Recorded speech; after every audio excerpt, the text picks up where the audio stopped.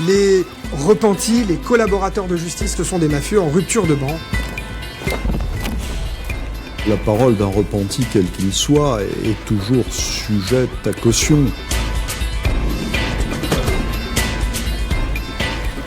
C'est un monde où le secret est un gage de vie ou de mort, impénétrable. Eux ont décidé d'en parler. Ils ont fait partie d'équipes criminelles, ont été complices d'assassinats, de projets véreux, rongés par la peur ou la crainte de la prison. Ils sont devenus repentis, ils sont passés de l'autre côté du miroir. Nous avons rencontré Claude Chaussat, un ancien lieutenant du gang de la Brise de Mer. Il vit désormais caché, loin de la Corse. Lui n'a pas bénéficié du statut de repenti, car depuis mars 2014, la France s'est dotée d'un statut pour lutter contre le crime organisé. Le premier de ces repentis est un Ajaccien de 49 ans. Il a été jugé à Aix-en-Provence.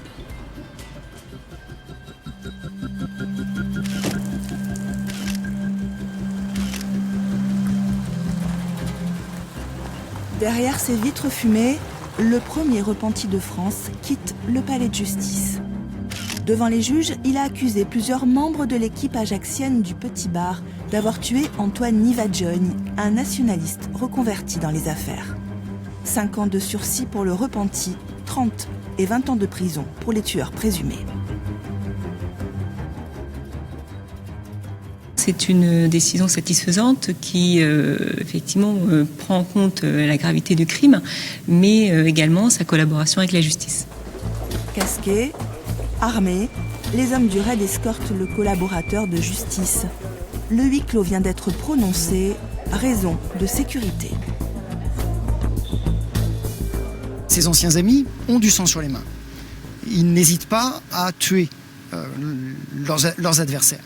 Ils le font vraiment. C'est pas un fantasme, ils le font vraiment. Donc, mon client qui a dénoncé ces gens et qui a donné à la justice des éléments de preuve permettant leur incarcération aujourd'hui, a tout lieu de penser qu'il paiera cher cette dénonciation s'il était reconnu.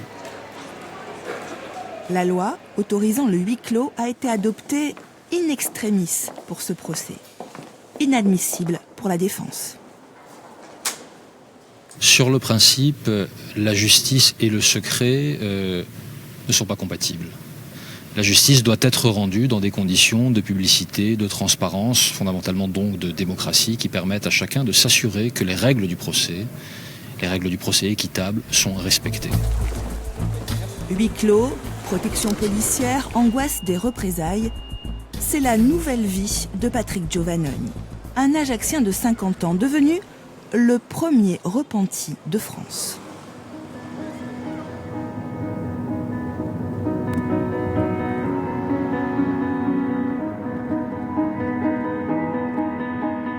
Tout a commencé dans les années 2000. Agent de sécurité la nuit, Giovannone y fait aussi le serveur dans un établissement connu du centre-ville.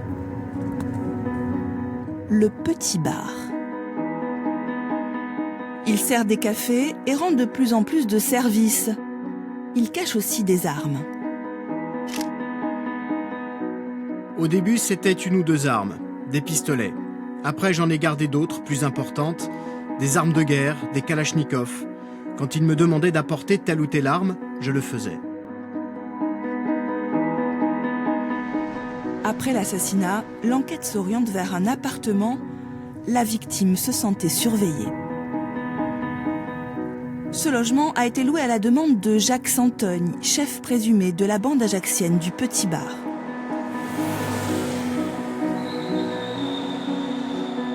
Devant son appartement, il a placé une caméra. Sur les images saisies, les enquêteurs découvrent les personnes qui lui rendent visite. Parmi ces visiteurs, un inconnu au visage rond. Désigné sous le code XH3. 3 ans plus tard, au hasard d'une filature, les enquêteurs le reconnaissent. Ils le prennent en photo. À l'aide de la plaque d'immatriculation, ils mettent un nom sur son visage. Il s'agit de Patrick Giovannone. Sur ses comptes bancaires, le paiement d'une location de voiture rendu le jour du meurtre.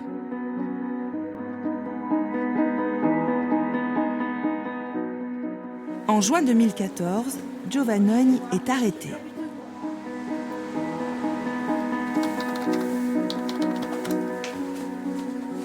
Il reconnaît avoir loué une Polo, l'avoir stationnée en bas du domicile de la victime, puis de l'avoir déplacée pour laisser la place au tueur. Tout ça à la demande de Jacques Santogne, qui clame son innocence. Oui, il a fait des révélations qui ont permis l'identification des auteurs et leur poursuite. Coincé par la justice, menacé par ses anciens amis, l'ancienne petite main du petit bar écrit au juge. Dans cette lettre originale que nous nous sommes procurée. Monsieur le juge, je vous écris car j'ai peur pour ma vie. Des gens du petit bar sont venus me voir et m'ont mis la pression. Ils veulent que je change de version. Je ne suis pas un assassin et j'ai vu que ce monde n'était pas le mien. J'espère que vous m'aiderez. Je suis prêt à venir vous voir à Marseille quand vous le voulez. Le juge d'instruction de la GIRS lui fait une proposition. En échange d'informations, il peut bénéficier du statut de repenti. Le programme a été mis en place 3 mois auparavant. Peuvent être exemptées de peine les personnes qui ont participé à un crime ou à un délit lorsqu'elles ont évité la réalisation même de ce délit, et la personne peut voir sa peine réduite si elle a permis d'en identifier les auteurs. C'est la Commission nationale de protection, composée de 6 membres, magistrats, policiers, gendarmes, douaniers, qui examine les candidatures. Elle est saisie par un procureur ou un juge d'instruction. La candidature de Patrick Giovannoni a été acceptée. C'est ensuite l'ultra-secret service interministériel d'assistance technique qui se charge de lui trouver un emploi, un logement, de mettre en place son changement d'identité et des aides financières. Un budget financé par des saisies policières. Il faut savoir que l'argent destiné à protéger les repentis provient des saisies des avoirs criminels. Donc en fait, ce n'est pas de l'argent de l'État, c'est de l'argent que l'administration, que la police, les gendarmes ont saisi à des gens qui sont des criminels. Un budget total de 500 000 € par an. Fini la grande vie, les soirées en boîte, les parties de poker et l'argent facile. La nouvelle vie du repenti rime avec emploi précaire et salaire modeste. Le montant des rétributions données aux repentis varie déjà en fonction du repenti, en fonction de l'âge, en fonction des caractéristiques, du degré de dangerosité ou des risques qui l'incombent sur sa vie, pour lui et sa famille, et de la région dans laquelle il se trouve. Donc en fait, il n'y a pas de montant fixe, c'est plutôt assez indéterminé, et ça dépend vraiment de la personnalité du repenti. Alors, on leur propose en matière financière une prise en charge dégressive sur les 3 premières années. Donc, ils vont avoir 100% de leurs frais sur la première année, 70% de leurs frais sur la deuxième année, et 30%, à titre d'exemple, sur la troisième année. C'est généralement les chiffres qui reviennent, et donc ça leur permet de pouvoir refaire leur nouvelle vie pour eux et leur famille. C'est une onde de choc, venue d'Ajaccio, qui a provoqué la mise en place du dispositif. À 1 mois d'intervalle, l'avocat très connu Antoine Solacaro, puis le président de la Chambre de commerce Jacques Nasser sont tués.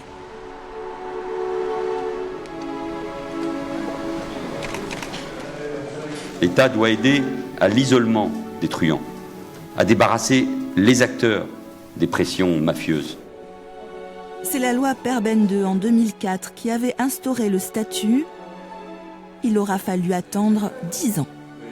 La mise en place de la commission, d'une commission nationale qui est chargée de suivre ces affaires, de réfléchir aux modalités de protection des repentis, parce qu'évidemment un repenti, il risque des représailles ultérieurement. Et donc ça a mis 10 ans, ce que je regrette, mais bon, maintenant c'est en application. Pourquoi avoir attendu si longtemps ? Je pense que c'était difficile de régler un certain nombre de problèmes matériels, et puis il n'y a peut-être pas eu la volonté politique de le mettre en place. Devenu collaborateur de justice, Patrick Giovannone y fait de nouvelles révélations sur le pourquoi de cette dérive sanglante. Ces informations viendraient du chef du petit bar.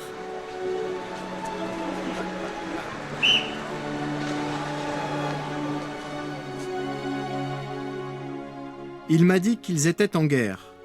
Avec le recul, je pense que c'était des histoires d'argent, de territoire et de trafic.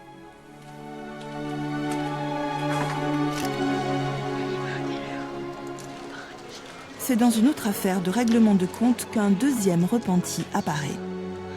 2 figures du banditisme sont tuées à l'aéroport de Bastia.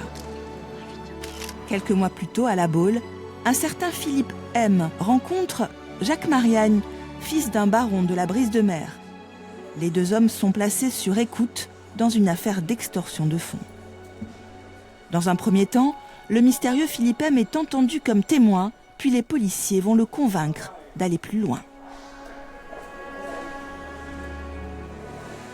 Ce repenti, il est mêlé aux affaires de Jacques Mariani et de Christophe Guazzelli. Il est complice, j'ai envie de dire, supposé d'activités criminelles. Et lorsque survient le double assassinat à l'aéroport de Bastia début décembre, on s'aperçoit, grâce à ces écoutes, que ce nouveau repenti a été au courant de la préparation de cet homicide, a été au courant d'alliances entre justement Jacques Mariani et ses amis avec une figure de la criminalité des cités. Donc en fait ça le plonge dans cet univers criminel auquel il n'appartenait pas et ça le rend supposément complice. Et il peut être poursuivi et en tout cas de lourdes charges pèsent sur lui. Et là il va y avoir un choix de sa part, il va passer de l'autre côté du miroir et décider de tout raconter ce qu'il a entendu et vu. Inconnu du banditisme, ce nouveau collaborateur de justice n'a pas du tout le profil d'un truand. Il a travaillé dans une mairie, s'est essayé en politique. Lobbyiste de l'ombre, il aurait fait partie d'un voyage diplomatique en Syrie. Ils sont seulement une dizaine de repentis aujourd'hui en France. Très peu obtiennent le statut, certains s'en méfient. Les clients de cet avocat, poursuivi dans l'affaire de la taxe carbone à 146 millions d'euros, avaient envisagé de sauter le pas, mais ils ont fait marche arrière.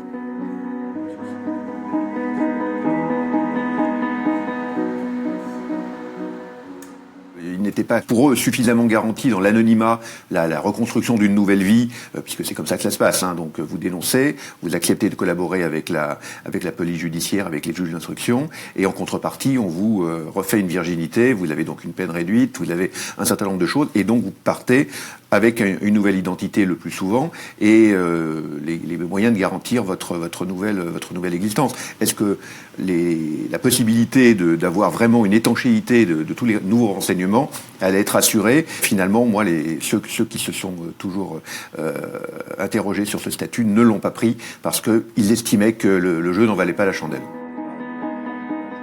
Le dispositif est sous-utilisé, affirme le président de la Commission nationale de protection.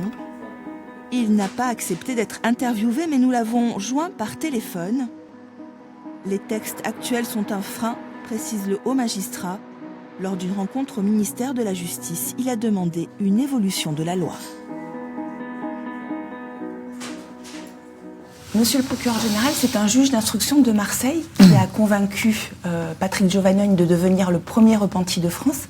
Qu'est-ce qui, selon vous, a conduit le juge à faire cette proposition ? Ça ne se fait pas comme ça, de façon naturelle et spontanée. C'est le résultat d'une série d'entretiens ou d'éléments qui conduisent effectivement à un moment à faire en sorte que se rencontrent 2 choses. D'une part, un juge d'instruction et un magistrat qui estime que la personne concernée peut présenter un intérêt dans ce cadre-là, et puis un individu qui est prêt, effectivement aussi, à dire un certain nombre de choses, qui l'impliquent d'ailleurs aussi, souvent aussi, puisque par définition, il s'agit de quelqu'un qui a participé à des infractions. Et donc c'est aussi une rencontre, et c'est pas quelque chose qui se fait comme ça, de façon très spontanée et impromptue. Comment estime-t-on que sa parole est fiable ? Sa parole, elle est fiable principalement parce que quand il dit quelque chose, ça donne lieu systématiquement à vérification. Quand il peut donner des détails que la police ou la justice ne connaissent pas sur le mode opératoire, sur la façon dont se sont déroulés, sur l'implication de telle ou telle personne. Il peut donner des éléments pour crédibiliser ce qu'il nous dit, qui vont pouvoir être confrontés à des vérifications, à d'autres témoignages, etc. Donc tout ça, évidemment, c'est pas parce que, je le répète, quelqu'un nous dit « je vais vous dire la vérité » que c'est fini, on s'arrête et on le croit de fait. On vérifie ce qu'il dit. Alors, une personne impliquée dans un meurtre ne peut pas bénéficier du statut de repenti. Est-ce que, selon vous, la loi est adaptée ?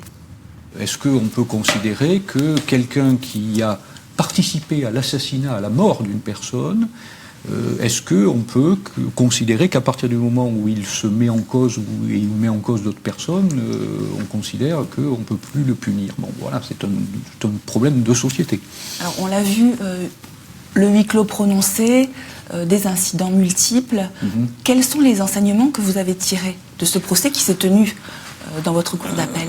Effectivement, il faut peut-être tirer des enseignements de cette expérience, qui est la première, pour essayer de voir si on ne peut pas ajuster un certain nombre de choses pour améliorer à la fois la prise en compte de ce témoignage, les conditions dans lesquelles il est exprimé à l'audience. Voilà, il y a toute une série de points qu'il faudra sûrement revoir, ou en tout cas proposer si on en tire la conclusion qu'il faut le faire.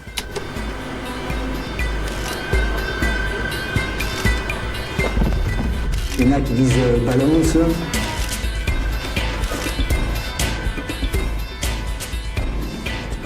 Les malfrats ont de tout temps informé la police. François Scapula, chimiste de la French Connection, avait gagné le surnom de Scapu, la balance. Lorsque vous avez plus de 40 ans de prison sur le dos, plusieurs affaires dans plusieurs pays différents, on vient vous proposer d'être libre rapidement et de refaire votre vie sur une autre identité. Arrêté en Suisse en 1985, dans un laboratoire d'héroïne, le trafiquant se met à parler. Il livre le nom des commanditaires de l'assassinat du juge Michel. Aux États-Unis, les agents de la DEA lui promettent une protection. François Scapula va multiplier les confidences jusqu'à en inventer certaines.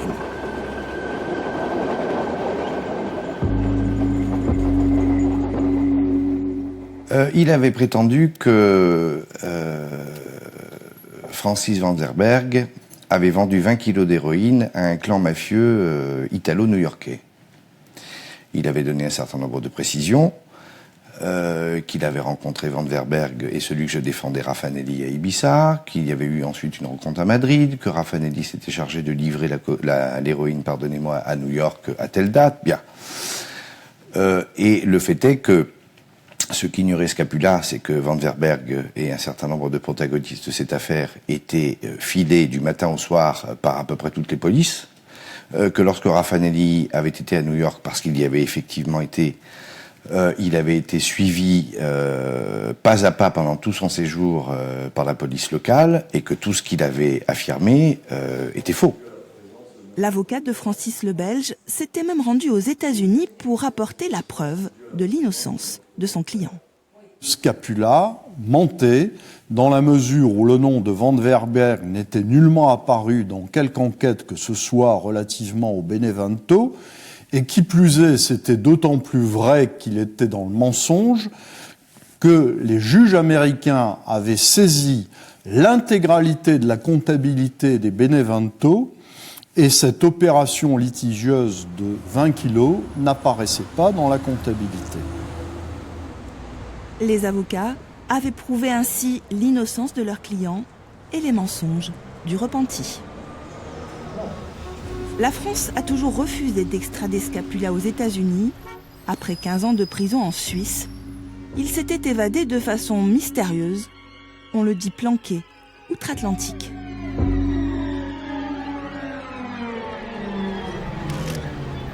Aux États-Unis, le statut de repenti existe depuis 1970. Aujourd'hui, tout a changé. Il n'y a rien qui bouge. J'attends que ça se passe comme tout le monde.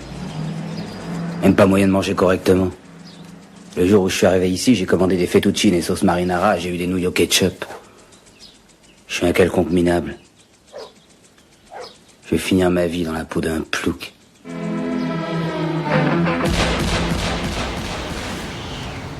L'histoire de l'Américain Henry Hill est immortalisée dans le film Les Affranchis. Arrêté en 1980 pour trafic de drogue, le gangster devient informateur pour le FBI. Il est contraint de vivre sous le régime de protection. Aux États-Unis, ils sont 7000 aujourd'hui à en bénéficier. Ce programme a permis de porter de nombreux coups au crime organisé.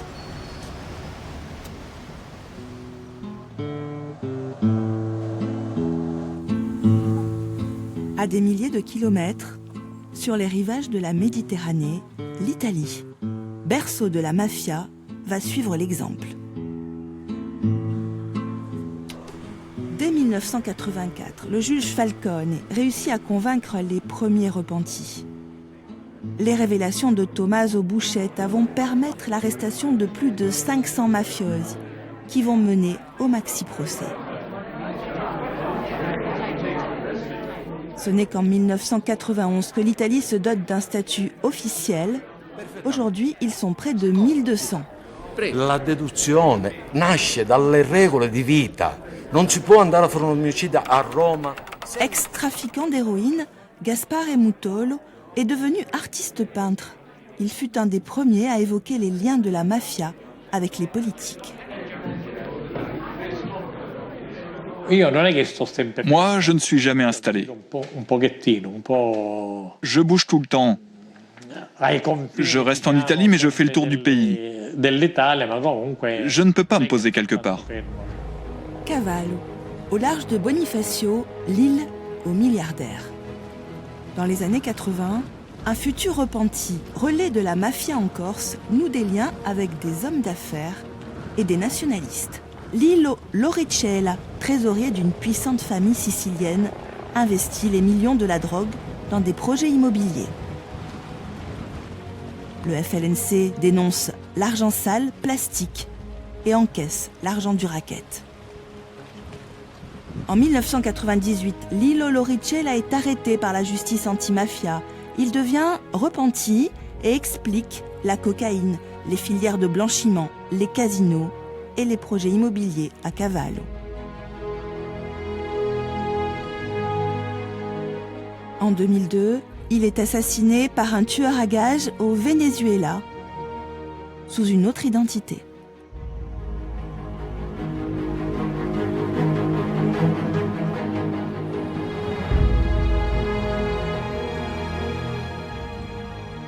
Qu'a apporté la parole des repentis contre la mafia en Italie? L'apport des collaborateurs de justice en Italie est incommensurable. Il permet d'abord de connaître le monde de l'intérieur. Il n'y a que eux qui puissent nous permettre de comprendre le monde mafieux de l'intérieur. Lorsqu'on entend Salvatore Grigoli qui a assassiné 46 personnes, dont un prêtre en 1993, on comprend la violence mafieuse grâce à son témoignage. Il nous apporte aussi une réduction de l'impunité.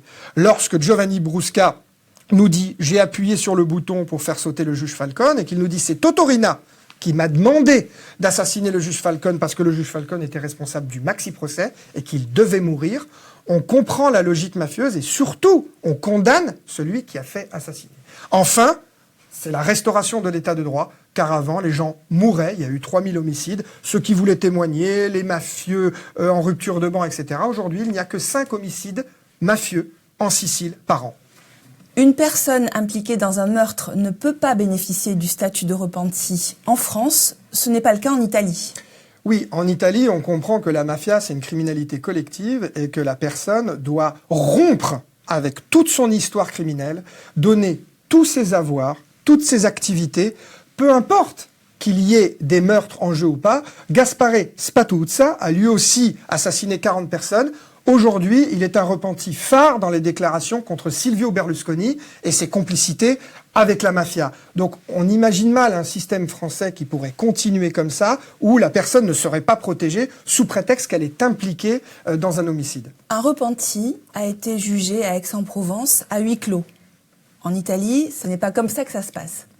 On imagine mal un huis clos en Italie, sachant que les collaborateurs de justice ont leur statut pour que justement ils puissent répéter la preuve dans l'enceinte du tribunal. Le premier grand repenti, Tommaso Buscetta, arrive au tribunal à visage découvert et il affronte un grand chef mafieux à côté de lui, Pippo Calò. Pippo Calò lui dit « Tu es un traître » et l'autre lui dit « C'est toi le traître, tu n'as pas d'honneur car tu es venu manger chez moi et après tu as fait étrangler mon neveu, mon beau-frère qui n'était même pas dans la mafia. » Ce jour-là, Tommaso Buscetta gagne la partie et montre qu'il vaut mieux dire la vérité. Ce système italien a aussi ses limites puisque certains repentis ont été expulsés de leur logement récemment. Le budget alloué aux repentis en Italie a diminué. C'est une limite du système. Oui, il y a aujourd'hui une crise du système parce qu'il y a beaucoup de repentis, 1200, mais de vous à moi, c'est un système qui marche, les informations sont fiables, et pensez qu'il y a très très peu de rechutes, à peine 15 repentis expulsés du système pour avoir recommencé, c'est beaucoup moins que le nombre, par exemple, de collaborateurs de justice aux États-Unis qui recommencent. Parce qu'aux États-Unis, le procureur veut faire une affaire, il demande à la personne de témoigner juste dans son implication dans les jeux, et ne lui dit pas de revenir sur ses homicides lorsqu'il avait 20 ans et ses autres complicités. Alors quand le mafieux qui avant, dans les restaurants, tout s'ouvrait, il avait du liquide, etc., vit dans un petit pavillon de banlieue et que sa vie lui apparaît misérable, eh bien qu'est-ce qu'il fait aux États-Unis? Il appelle ses anciens complices, il se remet à revendre de la drogue et il rechute. En revanche, en Italie, parce que le mafieux a rompu avec son histoire, qu'il a donné tous ses avoirs, qu'il a donné toutes ses activités criminelles, qu'il a envoyé sa famille à la prison à vie dans l'enceinte d'un tribunal en lui disant « c'est toi qui m'as demandé d'étrangler le fils du repenti », eh bien, le mafieux repenti en Italie ne peut pas récidiver.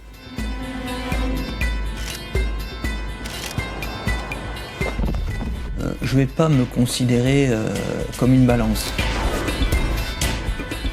Les conditions pour bénéficier du statut de repenti sont ultra strictes. Claude Chaussat, un des lieutenants, d'un des chefs du gang de la Brise de Mer, en a fait l'amère expérience. Le statut de repenti lui a été refusé. Comment vit-il aujourd'hui? Qu'a-t-il raconté à la police? Il a écrit un livre, nous l'avons rencontré à Paris.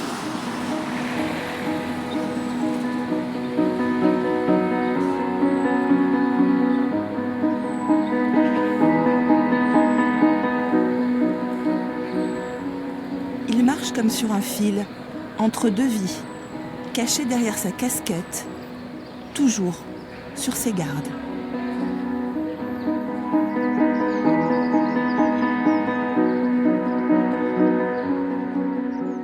Aujourd'hui, le clan Marianne, il m'en veut par rapport aux révélations que j'ai faites sur Francis et par rapport à tout ce que j'ai fait perdre au niveau financier à la Brise de Mer. Le clan de Germane, il m'en veut par rapport à l'affaire des cercles, par rapport à l'aide que j'ai apportée à Francis Marianne pendant la recherche de Jean-Luc et le jour du meurtre indirectement de Richard Casanova. Donc oui, j'ai des gens qui m'en veulent aujourd'hui.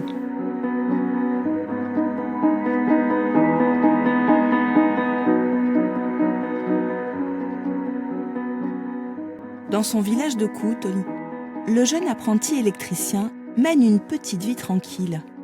Tout déraille un soir. Dans une boîte de nuit, il rencontre un copain. Un premier vol à main armée, puis 2, puis 10. Il est arrêté et incarcéré à Borgo. Dans l'unité 3, le petit voyou se retrouve dans la même cellule qu'un gros bonnet du banditisme, Francis Mariani.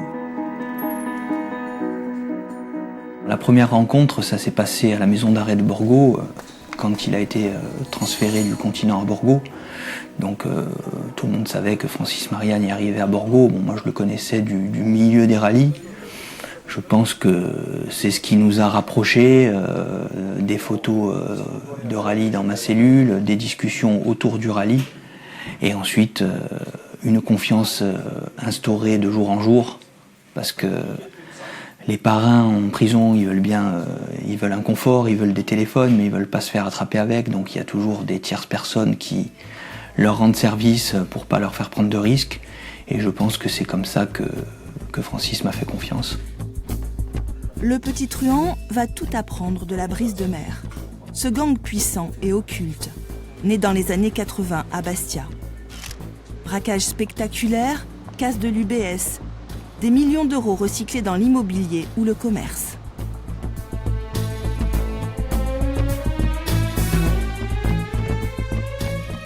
C'est une bande d'amis qui a voulu et qui a pris le contrôle de la Corse entière. Dans les années 80-90, les membres de la brise de mer étaient obligés de se déplacer pour racketter les gens, étaient obligés de mettre une grosse pression autour, jusqu'au jour où les gens se sont tellement sentis avancer avec la couverture de la brise de mer, que c'était eux qui faisaient d'eux-mêmes la démarche en allant les voir en disant voilà, il va y avoir tel et tel projet, si on a notre couverture, ben vous êtes avec nous sur le projet. Chaque membre de la brise touchait entre 100 et 150 000 euros par mois à cette période-là. C'est-à-dire le noyau des 10 personnes de la brise touchait cet argent mensuellement. Ben, cet argent, ça venait l'argent du racket, des machines à sous, les cercles de jeu. Sans armes, sans violence et par fax, Francis Mariani s'évade de Borgo. Chaussat devra purger sa peine. En 2007, dans une auberge près d'Ajaccio, les deux hommes se retrouvent pour un pacte diabolique. Retrouver des tueurs. Francis Mariani vient d'échapper de justesse à des coups de feu. Il doit sa survie à sa Porsche, comme le montrent les photographies des impacts de balles sur le procès-verbal de l'examen technique de la voiture, effectué 2 ans plus tard.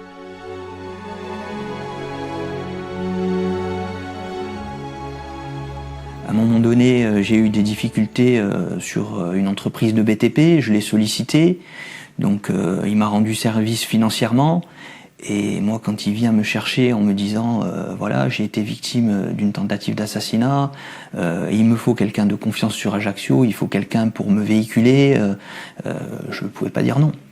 Je ne pouvais pas dire non parce qu'en fait j'étais redevable.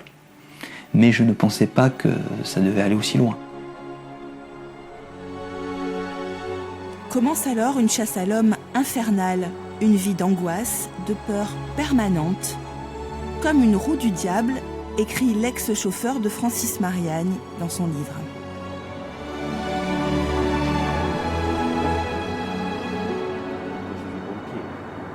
Tu peux plus faire confiance à personne. De l'autre côté, on a la pression de se faire arrêter parce que je suis entre guillemets le chauffeur et garde du corps de Francis Mariani. Je me promène armé en voiture blindée tous les jours. Donc on a la pression policière et on a d'un autre côté la pression de se faire tuer par les ennemis de Francis Mariani. Donc c'est vrai qu'on vit avec l'angoisse en permanence. Le 23 avril 2008, Richard Casanova, le roi Richard, figure de la brise de mer, est tué devant un garage à Porto Vecchio. Claude Chaussat était là, son ADN est retrouvé sur un bloc de pierre qui a servi au tueur. Vous allez participer à l'assassinat de Richard Casanova. Oui, où je vais participer indirectement, mais où je vais participer quand même. Francis en voulait à Richard Casanova. Pour lui, tout était fait sous le couvert de Richard Casanova, qui était en fait l'électron libre de la brise de mer et qui avait son groupe à côté, ses affaires à côté. Mais comment en sont-ils arrivés là ? Ils en sont arrivés là, je pense que c'est des tensions, des jalousies, sur des rivalités de pouvoir. Les révélations de l'ex-petit truand vont permettre de comprendre la guerre qui a décimé les rangs de la brise de mer.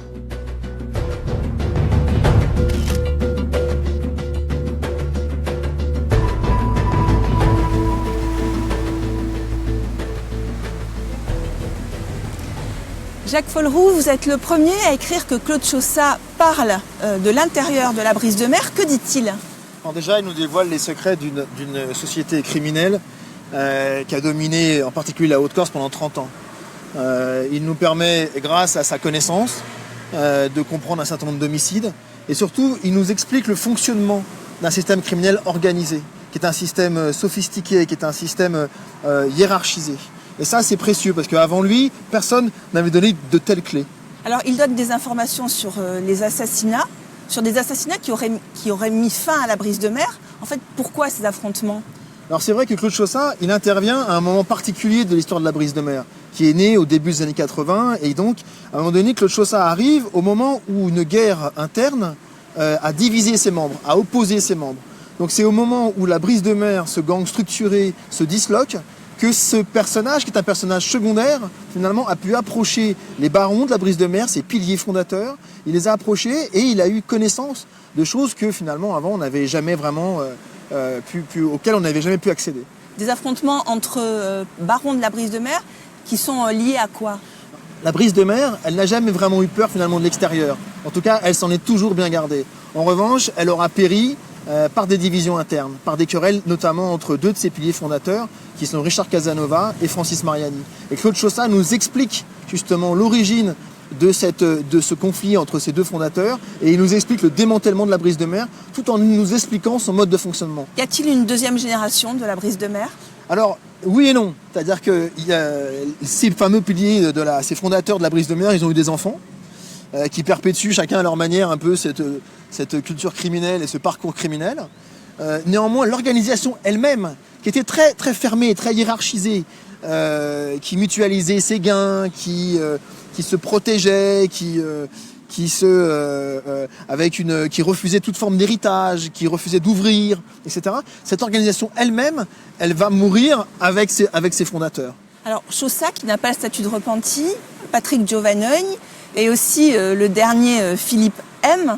Donc ces repentis ont-ils permis de changer la donne en matière de lutte contre le crime organisé ?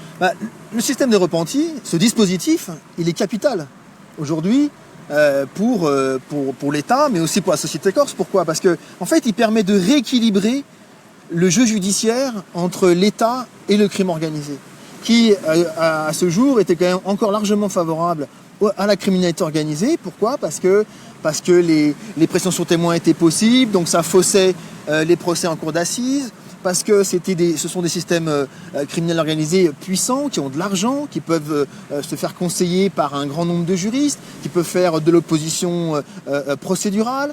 Donc voilà, pour un tas de raisons, jusqu'à présent, l'État était plutôt en position d'infériorité face à un crime organisé sophistiqué, disposant de beaucoup de moyens. Et le repenti permet d'avoir finalement de rééquilibrer ce jeu-là, d'avoir des éléments qui viennent de l'intérieur, ce qu'en Corse on n'avait jamais vu auparavant.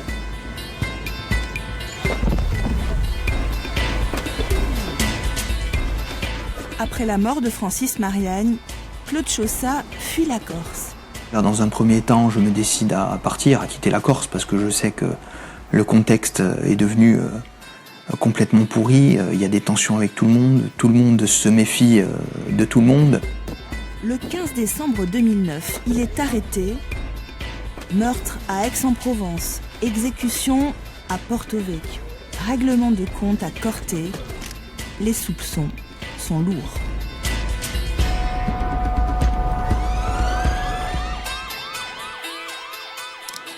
En garde à vue dans les locaux du commissariat de Marseille, il bascule.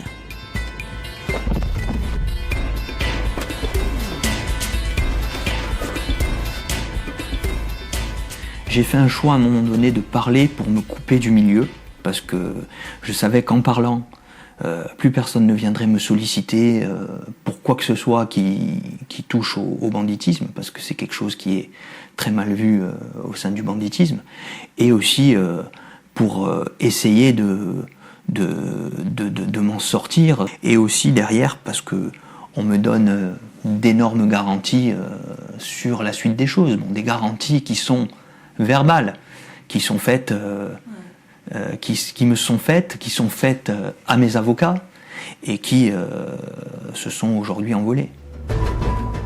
Ces dépositions éclairent les dossiers les plus sensibles.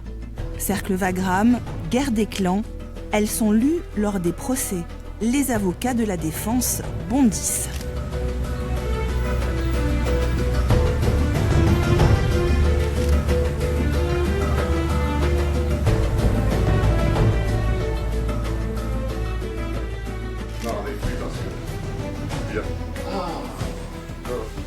Et moi, je l'appelais Saint-Chaussat, puisqu'il bénéficie, à mon sens, d'un régime si particulier que seule une prochaine canonisation puisse le justifier. C'est la première fois de ma vie où je vois un homme qui est renvoyé devant la cour d'assises pour assassinat. Il est renvoyé pour assassinat. De façon définitive, il a épuisé toutes ses voies de recours, le saint homme, qui se trouve libre. Aujourd'hui, avec le recul, j'ai l'impression que cette personne qui parle beaucoup essaye d'obtenir peut-être la clémence d'une juridiction criminelle qui un jour va le juger, peut-être, si un jour il est jugé. On peut dire une chose aujourd'hui, c'est qu'il faut prendre sa parole avec beaucoup de réserve. En 2012, un épisode aussi mystérieux que rocambolesque vient ternir les déclarations de Claude Chaussat. Une lettre anonyme est adressée au juge d'instruction. À l'intérieur, 2 photos. Selon Le Corbeau, il s'agit de Franck, le 3e homme complice du meurtre de Richard Casanova. Chaussat est convoqué, il affirme que c'est bien lui. Coup de théâtre. Un avocat écrit au juge, il assure avoir reconnu l'homme de la photo en regardant Casino Royale, un film de James Bond. L'ellipsis doit expirer quand ? Dans moins de 36 heures, je pense que tout devrait être... Cet homme à la veste blanche n'est pas Franck, mais l'acteur Clémence Chic, qui n'a rien à voir avec le banditisme. Chaussat, oui, a reconnu un 3e homme qui serait le complice de cet assassinat ou je ne sais quoi encore. Attendez, s'il ne s'agit pas d'une construction fantomatique de M. Chaussat, hein, ce 3e homme, il n'y a que lui qui en parle. Bon, et là, il est arrivé chez le juge extrêmement vainqueur, vaillant, combattant. Il a reconnu un homme qui est un acteur américain ayant joué, je crois, dans un des James Bond. Il a pu s'expliquer ensuite là-dessus, et c'est vrai que quand il a été entendu sur la reconnaissance, il a donné des indices prouvant que, effectivement, il était sous une forme de pression. Mais quand il a été entendu par la suite, il a expliqué tout simplement qu'il avait été forcé de dire que cette personne était Franck, il ne savait absolument pas qui c'était, mais il a été forcé de le faire parce que des membres de sa famille avaient été menacés de mort. Les policiers savent qu'un statut de repenti se prépare et le proposent à Claude Chaussat. Il devra attendre. Mais lorsqu'il présente sa candidature, elle sera refusée.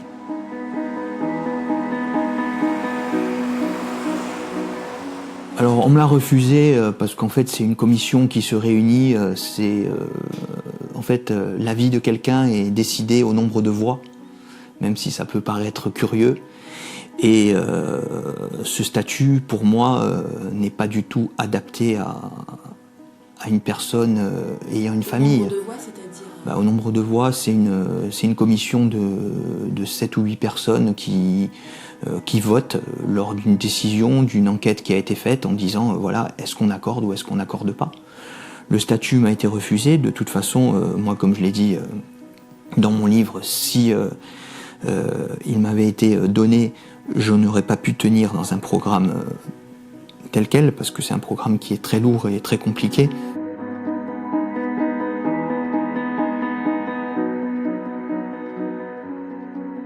Claude Chaussat étant impliqué dans plusieurs assassinats, il ne pouvait prétendre au programme de protection. Un juge de la GIRS a tenté de contourner l'obstacle en le présentant dans le cadre d'un dossier de détention d'armes, mais à une voix près, la commission a voté non.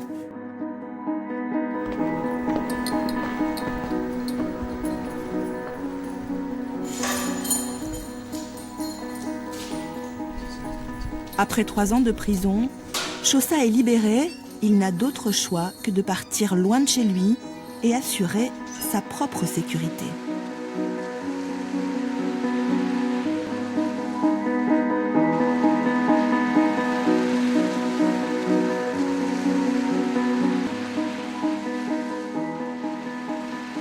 Je vis dans une maison où je prends des précautions, j'ai des caméras de surveillance, je limite mes déplacements, j'essaye de ne pas me donner d'habitude. Et pour le moment, ça fonctionne bien. Sauf ce dimanche de janvier 2016. Ces images sont filmées par le système de vidéosurveillance de Claude Chaussat.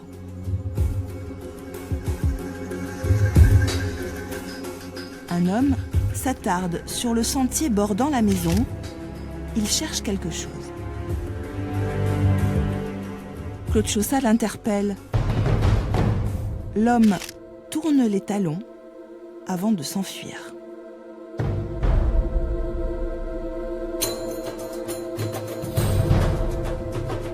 Donc des gens qui sont venus faire un repérage sur mon domicile, donc dans la Drôme, avec une voiture volée, faussement immatriculée.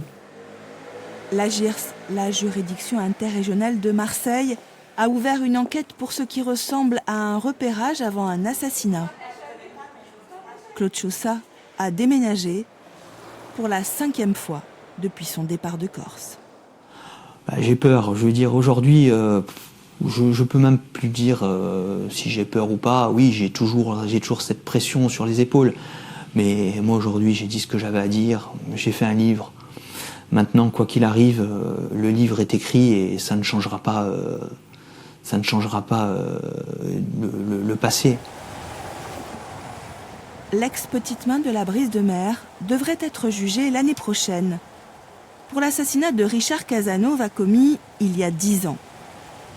Jusque-là, il a toujours échappé à la justice en demandant le renvoi des procès pour raison de santé. C'est pas comme ça que je vois l'avenir. Moi, ce que j'aimerais, ce serait pouvoir quitter la France et partir à l'étranger. Mais bon, tant que ces affaires ne sont pas jugées, tant que mon parcours judiciaire n'est pas purgé, j'ai ce contrôle judiciaire qui m'empêche de bouger. Donc je dis que je ne veux pas, en fait, je ne veux pas me victimiser parce que j'ai aidé Francis dans sa cavale, je lui ai porté main forte, mais je dis aujourd'hui que, dans un sens, la justice est mal faite aussi. Alors qu'il est poursuivi pour meurtre, la justice a accordé la liberté à Claude Chaussat. Une situation plutôt rare.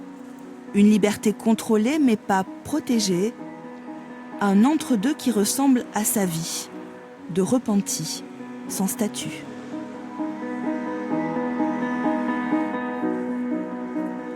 Donc Delphine Calmette, Claude Chaussat n'a pas obtenu le statut de repenti. Pourquoi ? Alors, la version officielle, en tout cas, ce qu'on nous a dit, c'est que c'était un obstacle procédural, à savoir que le décret d'application est paru en 2014 et que Claude Chaussat a commencé à parler début 2010. Ça paraît un petit peu court. En tout cas, c'est la seule raison qu'on nous a donnée. Après, s'il y a d'autres raisons plus officieuses, évidemment, nous ne les connaissons pas. Alors, un juge d'instruction a essayé de contourner cet obstacle. Pour quelle raison ? Bien, je pense que ce juge d'instruction avait estimé qu'effectivement Claude Chaussat méritait quelque part ce statut de repenti, qu'il pouvait apporter beaucoup à certains dossiers de grand banditisme en cours. Il avait donc saisi la commission sur un dossier qui avait été ouvert bien après, un dossier de blanchiment, et qui permettait justement de faire bénéficier à Claude Chaussat de ce statut, puisque le dossier était postérieur au décret d'application. Alors Claude Chaussat ne bénéficie pas du statut de repenti, mais il semble bénéficier d'une certaine sollicitude de la justice, parce que à chaque fois qu'il doit comparaître devant la justice, ses procès sont renvoyés. Pourquoi ? Alors en réalité, il n'y a pas de sollicitude là-dedans, c'est tout simplement le jeu normal de la procédure pénale. Claude Chaussat souhaite s'expliquer devant ses juges et depuis un certain nombre de mois maintenant, il a de gros problèmes de santé. Donc chaque renvoi a été motivé à l'aide de pièces justificatives. Ça n'est pas du tout quelque chose d'exceptionnel, c'est quelque chose de tout à fait normal. C'est un homme menacé aujourd'hui ? Oui, tout à fait. Évidemment, il y a des procédures d'ailleurs qui ont été ouvertes sur cette base-là, puisqu'il a fait l'objet de menaces, de pressions, sa famille également, et puis des gens de leur entourage. Donc oui, c'est un homme menacé. Comment il envisage, et vous, son avocate, comment vous envisagez l'avenir ? Écoutez, l'avenir, c'est un petit peu au jour le jour. Là, on attend des échéances judiciaires. Après, pour le reste, on est assuré de rien, puisque on sait que depuis le début, Claude Chaussat, il est seul.